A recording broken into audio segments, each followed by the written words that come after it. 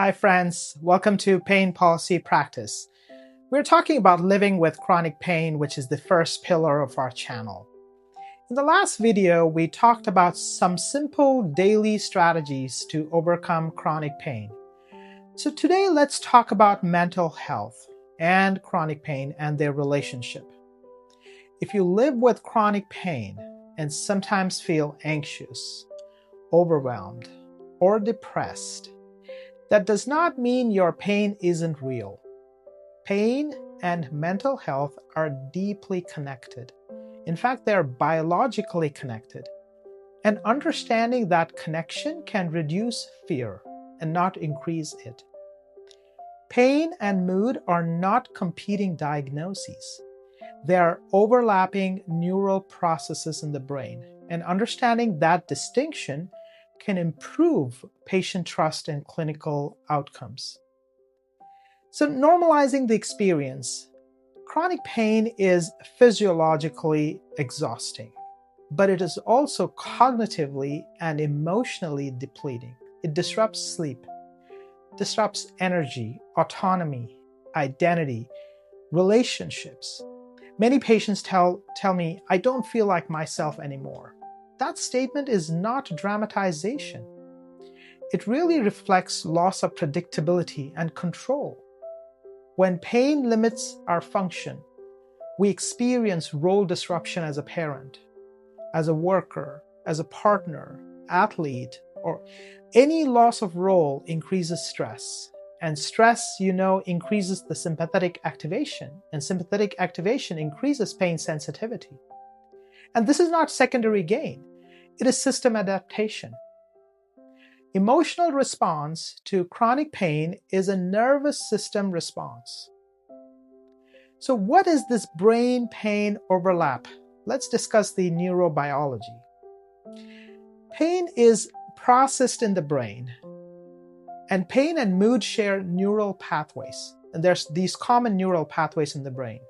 Specifically, the anterior cingulate cortex, the insula, the amygdala, the prefrontal cortex. These same structures regulate mood and threat detection.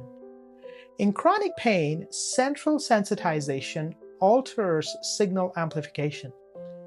Descending inhibitory pathways becomes less effective. Threat circuitry becomes more reactive. Now add to this the psychosocial stressors. What happens is cortisol increases, adrenaline increase, attentional vigilance increases, and sensitivity increases. When stress increases, pain sensitivity increases or over-amplifies. So this is why patients often report, my imaging looks normal, but my pain feels worse. So this mismatch is not malingering. It reflects altered central processing in the brain. This takes us to the pain-mood amplification cycle. Here's a clinical loop we frequently observe. Pain, which is chronic pain, leads to sleep disruption, leads to fatigue, leads to cognitive depletion, leads to irritability or anxiety, and leads to heightened vigilance and increased pain. And this is amplification and not fabrication, and this is like a vicious cycle going round and round. And breaking the cycle does not require eliminating pain. It requires reducing nervous system reactivity. Even small improvement in sleep efficiency or stress modulation can decrease pain sensitivity. We are not curing pain, friends. We are only lowering the amplification threshold. But what actually helps? So what interventions make sense in chronic pain treatment? Treatment of chronic pain is multimodal strategies targeting system regulation. There's cognitive behavioral therapy, or CBT, which addresses catastrophic interpretation and fear avoidance. There's acceptance and commitment therapy, which improves psychological flexibility and value-based function. There's relaxation training, which reduces baseline sympathetic tone. And then there's slow diaphragmatic breathing, which activates the vagal pathways. Structured daily routines reduce unpredictability because unpredictability is perceived as threat in the brain. In selected cases, pharmacological agents that modulate central pathways, such as SNRIs, or certain anticonvulsants can reduce sensitization. So friends, referring to behavioral therapy, including to a psychologist or a psychiatrist, does not imply that you have psychogenic pain or because pain is simply in your head. It acknowledges central modulation. And therefore, language matters. When we frame therapy as coping skills or coping mechanisms, sometimes patients may feel dismissed. But when we frame it as nervous system regulation, patients may feel validated. Another important aspect is anxiety about the future. Uncertainty is one of the most destabilizing elements of chronic pain. One of the hardest parts of chronic pain is uncertainty, fear of worsening, fear of dependence, fear of being dismissed. Patients also fear progression from loss of independence to physical dependence or psychological dependence to even medication dependence. Being labeled or uncertainty activates threat circuitry. Threat circuitry increases vigilance. Vigilance increases sensitivity. So we often attempt to reassure patients with long-term predictions. But nervous systems respond to immediate safety cues. Instead of focusing on the next year, guide patients toward the next step, or next week, or next day. What is manageable today? Function-based goals reduce catastrophic projection.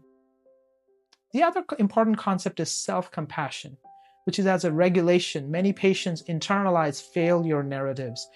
I should be stronger. I'm failing behind. I'm falling. I'm a burden to everyone. Harsh internal dialogue increases stress physiology, friends. Stress physiology increases pain sensitivity.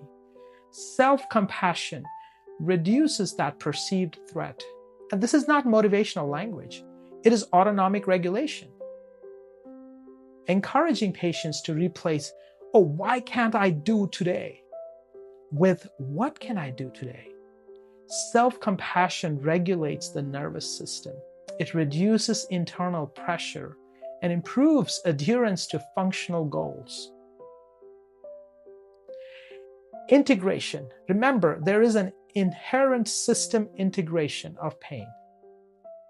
There's pain, mood, and stress. Each of these overlap in the nervous system. When we address the system, we improve the experience of pain. Mental health involvement does not delegitimize pain. It strengthens pain management. Treat the system and reduce the amplification of pain and improving function eventually. So in the next video, we are going to talk about navigating the healthcare system as a pain patient and why it can be very complicated and common pitfalls associated with pain referral systems among medical professionals. This is Pain Policy and Practice, and we'll keep having these conversations clearly and honestly.